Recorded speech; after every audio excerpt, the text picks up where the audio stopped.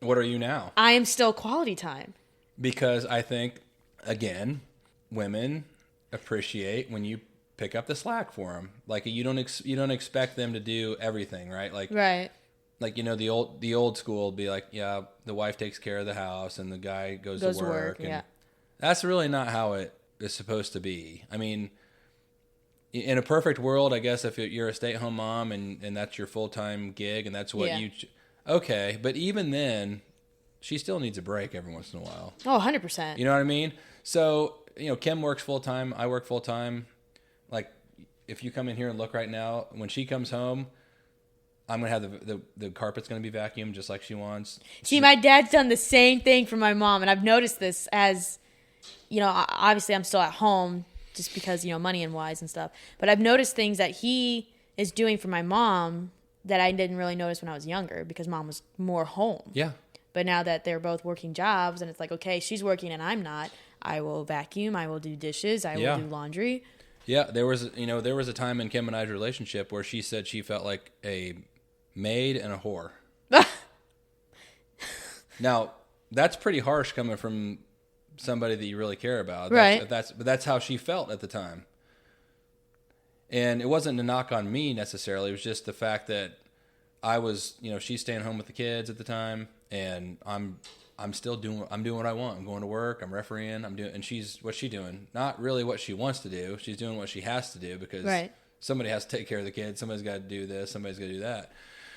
And so, again, over time, you realize that there are things that you can step up and do as a husband that you should just do. You shouldn't expect anything from it. Like, hey, I did the laundry, so we should go upstairs and get naked. Well, that's not how it works. Right. You should do it because you love her and it's going to make her happy and it's going to help her out. So I've learned that. I've said this to people before too, that the things that that really used to aggravate me about her, and I'm sure there's tons of things that aggravate her about me, I'm sure. I love about her. Like, she's like, oh, if something happens to me, you'd probably get remarried. And I'm like, no. There's no way. Number one, I don't want to have to deal with anybody else's annoying things that I mean, you got to start all over. Right. I don't want to. And I don't want to try to replace what I had. Like, I mean, I know that maybe, I can't say that I wouldn't get married. I said no way I would. And hopefully we'll both die like the Notebook. We're holding hands and both of us die at the same time. That is so sad. That's so sad. But isn't that the best way to go, though? You don't have to worry about your wife's dying because now your whole life is completely screwed up. But I just wouldn't want to have anybody else but her. She's great. She's perfect, and I tell her all the time she's perfect. She's like, whatever, you married the wrong person. I tell kind of like the same thing to Jake when he's saying stuff. It's just like... And interesting too, kind of piggyback off that. You've been around me a lot, over the last, I don't know how long we've known each other. How long have we known each other? 5 years? I came 6 years? to the box in 2016. So 5 years. Yes. Okay. Have you ever seen where you think that I ever look at the world like it's negative, like glass half empty? Do you think have you ever gotten that vibe from me that I'm a guy that goes, oh. No, because you are, when Marcus Gossard is in the gym, so Marcus is here. Kimberly tends to look at things with a more pessimistic attitude than I do. And it really infuriates me. Because I had to learn, she can't help it. That's the way she feels that way sometimes. Yeah. You can't yell at somebody and go, that's the dumbest thing. Why would anybody think like that? Well, I don't know. I'm your wife and I'm thinking like that right now. So I guess. Yeah. What are you going to do about it? But it's good from the fact that she needs me because I'm bubbly and everything's great. The clouds are out and it's pouring down rain, but who cares? Tomorrow it's going to be sunny. Yeah. That's kind of how I am. And, from a faith perspective, I'm kind of like Abraham. I just kind of cruising along and God's got it under control and doesn't matter what roadblocks happen or curves. And she sometimes gets mad and says, I don't know why God's allowing this to happen. I don't know what's going on. And she's more kind of like a doubting Thomas type person. But that's good for us because if we had two doubting Thomases and we had two pessimistic people, that'd be rough. Yeah. But we both learned a lot about each other over the years, and we both evolved in a positive way. And back to the vacuuming the carpet, and getting the laundry done and changing the sheets on the bed so when she comes home she has fresh sheets. Like, some guys would be like, who cares? Well, Yeah. it doesn't matter if I care. It matters that that's what she wants when she comes home. And like all this crap that's like right here on the island, she just doesn't like clutter. Yeah. I could care less. Like, if people come over, I get it. Like, let's make sure it's uncluttered and looks nice. But she wants it that way. So I'm going to make sure when she walks in the door that there's not clutter and that the vacuum's, the carpet's done. I vacuumed everything. Dishes are put away. New sheets on the bed. Like, it's just, I just do it because I know it's going to make her happy. There's no like, hey, I got this in my back pocket now for me. So when when she owes me later. No. That's just about relationship and understanding that, how much do you really love that person? If you really love that person, then you'll do things for that person with, there's no strings attached, right? So we've kind of gotten off topic a little bit, but no, I love this because I think it's something that people just kind of don't realize nowadays. Everything is, it's like it's a filter. But it's like when you, like with flour, if you're going to sift flour, you put it all on the top. Mm-hmm. But then once you actually start sifting it, then you fall through the cracks and actually see what it's going to be looking like. Yep. And I mean, it's something people actually just don't want to talk about and like expose to like how really like, how do you feel about this? And what's your perspective? I mean, it's been a great conversation. I love it. So I'll even expand more, like, kind of to CrossFit and like, back to kind of, we're not necessarily doing podcasts for CrossFit. You're doing podcasts with people from CrossFit. But like, I feel like when I go to the gym, when I see you and I see Matt and I see Lindsay and I see Taylor and I see, basically everybody, it's like my family. Like, I can't wait. Like, when I go to the gym, I can't wait to see you. Like, I can't wait to mess with you and like, well, that'd be another daughter. Prod you. Yeah. Another daughter, another sister, whatever. But yeah. Like, here's an example, and I'm not going to like get into detail, but when COVID happened last year, and actually it's almost more than 1 year. It's going to be 2 years coming up pretty soon. Doesn't feel like it. And the gym had to shut down, right? Yeah. Gym had to shut down in March. We opened back up in June. And I remember a lot of people, not a lot, but there were some people talking about, I'm not going to pay my dues if we're going to be closed. Yeah. And I'm like, we won't be here if you don't. This is our family, dude. Like, yeah. These people are people that you like go every day. You're supporting the box. You're not paying the owner. I mean, you are, but in hindsight, though, that's your space. You're paying for exactly. That's my. It's like, I feel like when I pay my dues, I feel like that's like my stock ownership, right? Like, it's my baby kind of thing. And so, and it's just another perspective of like relationship. Like, are you truly in relationship with CrossFit Dogfight, or are you just like a person that shows up and does whatever and then complains when things don't go your way? And I had a talk with Matt about that, and I was like, look, man, I mean, I don't want the box to close. Like I said, if you need help during COVID and if you take double what I normally pay if you need it, and he's like, no, I'm not going to do that.